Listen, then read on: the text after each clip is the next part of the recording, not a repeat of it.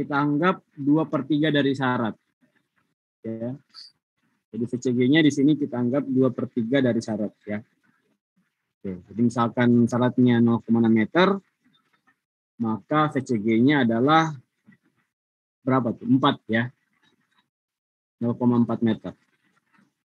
Oke. Selanjutnya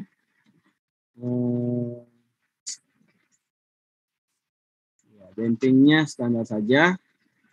Kemudian invertmentnya juga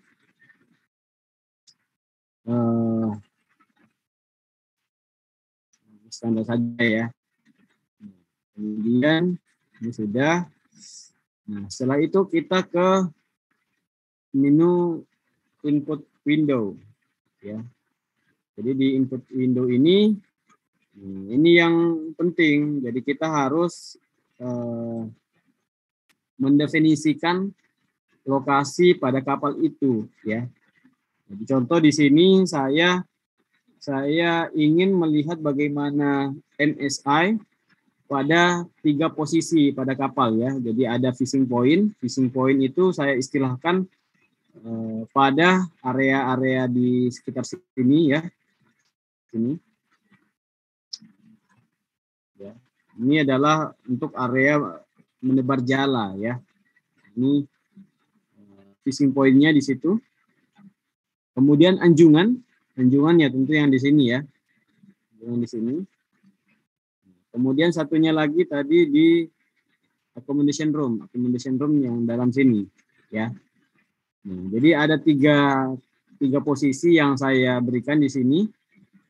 Jadi nanti kalian juga untuk menganalisa MSI coba buat pada 3 posisi. Jadi posisi di belakang, kemudian di tengah dan di depan. Ya. Jadi 3 posisi ini, nah untuk memberikan koordinat posisi, koordinat posisinya itu kita atur di sini ya. Jadi, contoh nih, fishing point ya, fishing point berarti kita tempatkan di tengah kapal tadi, ya. Fishing point-nya ada di sini, ya, sekitar di sini. Nah, kalian nanti tunjuk misalkan di sini ya, ini fishing point-nya. Jadi kalau misalnya saya letakkan kursornya di sini, maka coba lihat poin yang bergerak di sini ya, di apa namanya, di kiri bawah, ya. Coba lihat. Nah, di situ nanti akan muncul berapa longitudinalnya, kemudian berapa transverse-nya, ya. Sorry, berapa height-nya ya. Jadi ini longitudinal dan height. Jadi ini longitudinalnya, ini height-nya ya. Terus nanti kalian masukkan di posisinya ini. Ya. 0,6 dan 1 tadi ya. Coba kita cek. Kita paskan di sini. Nah, ini 6 dan 1 ya. 5,97 dan 5,996. Ini 6 meter untuk panjangnya. Panjang dari AP ini ya. 6 meter dan tingginya ini 1. Tinggi dari dek ini ya. Tinggi dari dek ini 1. Nah, begitupun seterusnya. Jadi nanti di anjungannya juga berapa. Nah, untuk offsetnya kita ambil yang di tengah kapal saja ya. Berhubung karena lebar kapal ini sangat kecil, jadi lebarnya hanya sekitar 2,6 meter. Jadi tidak terlalu berpengaruh. Kalau misalnya saya posisikan krunya berada di tengah atau misalkan berada pada pinggir ya. Jadi kira-kira MSI-nya sama. Jadi yang perlu kita definisikan di sini ya, cukup pada koordinat longitudinalnya dan koordinat height-nya ya. Sedangkan yang ini akan nanti menyesuaikan. Si software-nya nanti akan menyesuaikan berapa koordinat yang kalian masukkan di sini ya. Mereka akan langsung menyesuaikan berapa perbedaan antara CG dan longitudinal position, kemudian CG dengan offset position, dan CG dengan take position. Ya. Jadi ini saja. Nah, setelah itu ya tinggal kita run. Bagaimana prosesnya ya. Nanti setelah kita running analysis, ya, nanti akan keluar hasilnya seperti ini. Jadi ini langsung kita ke grafiknya saja. Nah, jadi grafiknya seperti ini ya. Coba kita lihat. Nah, ini adalah boundary, ada 3 boundary. Jadi pertama untuk MSI pada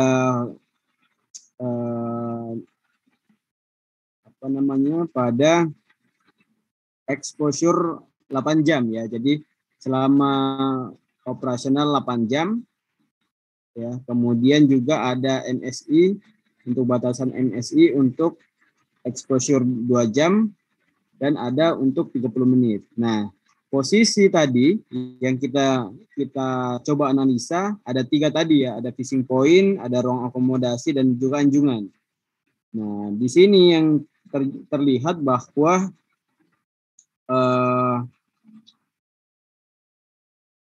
kru kapal yang berada pada kapal ikan tadi ini bisa bertahan atau tidak mengalami MSI pada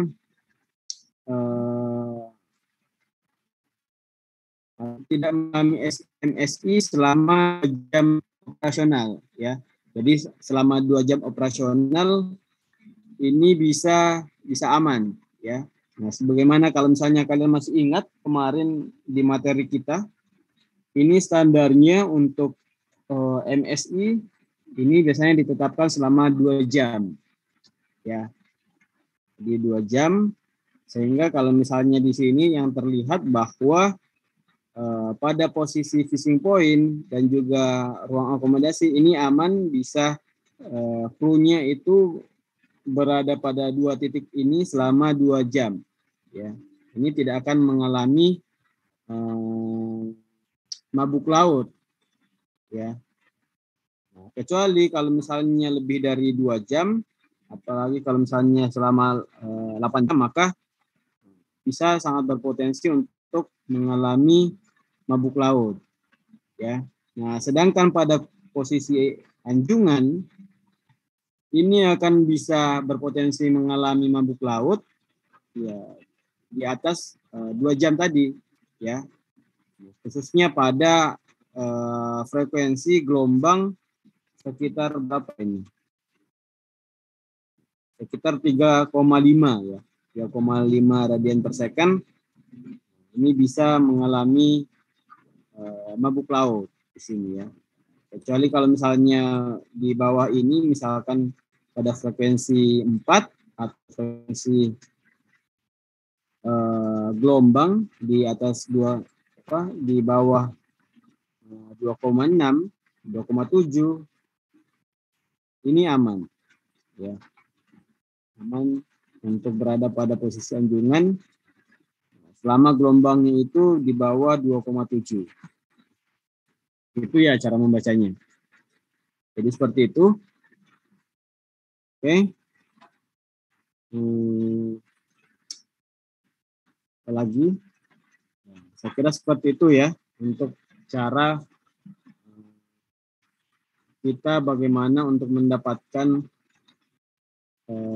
kurva MSI pada kapal yang kita desain, kemudian bagaimana cara membaca hasil analisa yang kita dapatkan ini. Ya, karena yang terpenting di sini adalah bagaimana kita bisa membaca hasil analisa yang kita dapatkan, ya. Karena kalau misalnya hanya sekedar untuk bisa mendapatkan grafik yang seperti ini, saya kira ini sangat mudah, ya. Yang sulit adalah bagaimana kita bisa memahami grafik yang kita peroleh ini. Ya. Saya kira gitu. Mungkin ada pertanyaan? Silahkan.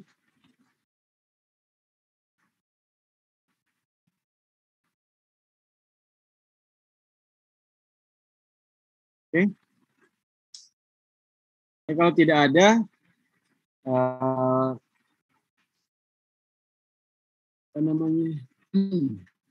Jadi saya apa ya?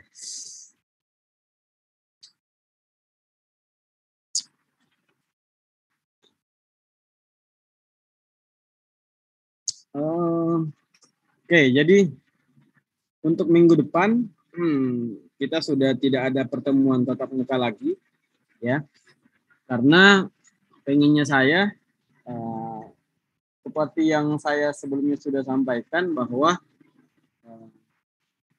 di akhir mata kuliah ini ada tugas ya atau project untuk melakukan analisa skipping dan juga NSI ya menggunakan model kapal ya baik itu kalau misalnya pengen buat lagi silahkan atau menggunakan model kapal yang digunakan semester kemarin juga silahkan ya. Jadi kalian nanti buat analisa skipping dan analisa NSI-nya sesuai dengan prosedur yang saya sudah berikan. Kemudian hasil analisanya itu nanti dibuatkan laporan ya. Nah, jadi ini tugasnya individu, berbeda di praktikum hambatan dan skipping itu tugasnya kelompok. Ya. Jadi ini tugasnya individu. Kemudian apa lagi ya? Tadi yang pengen saya sampaikan apa? Lupa.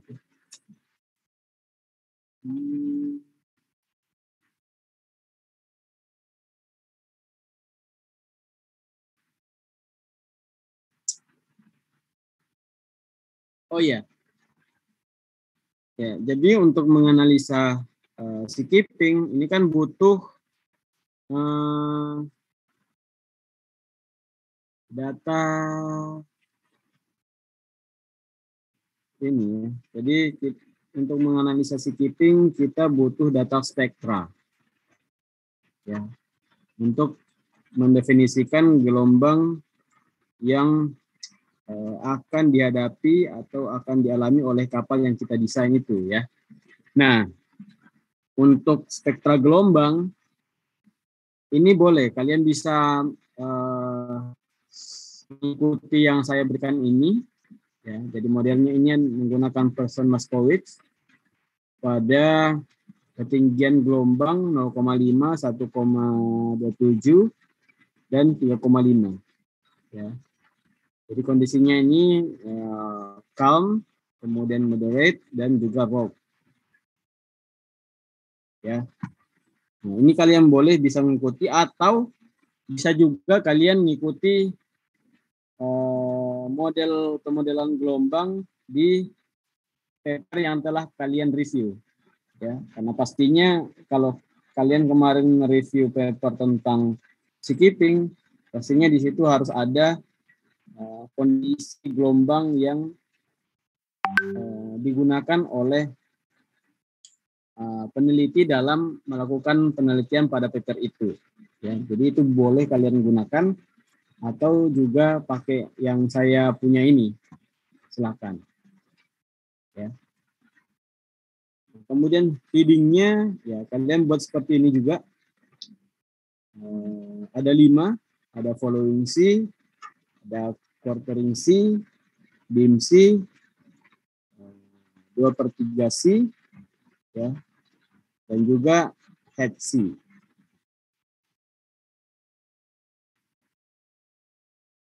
Setelah itu kemudian hasilnya nanti dibuat laporan ya, laporan analisa skipping dan NSI. Itu saja saya kira. Jadi untuk pertemuan minggu depan sudah tidak ada untuk Zoom-nya dan juga pertemuan selanjutnya juga tidak ada ya.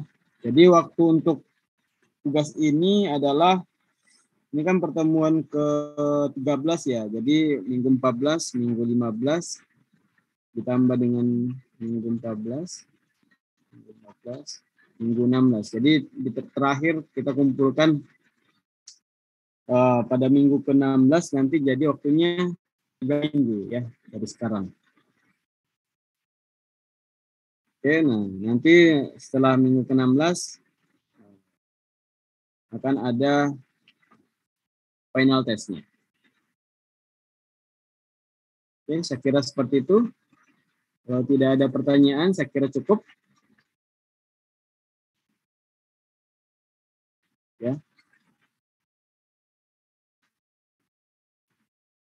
Oke, jadi demikian. Saya pikir.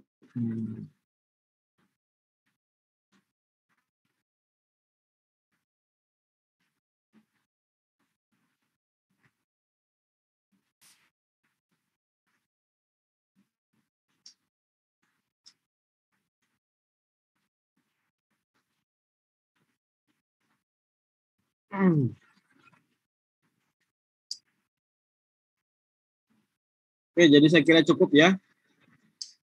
Saya akhiri kuliahnya. Kurang lebih. Wabillahi taufiq wal hidayah. Assalamualaikum warahmatullahi wabarakatuh. Waalaikumsalam warahmatullahi wabarakatuh. Terima kasih, Pak. Terima kasih, Pak. Pak, selamat malam. Selamat malam, Pak. Terima kasih.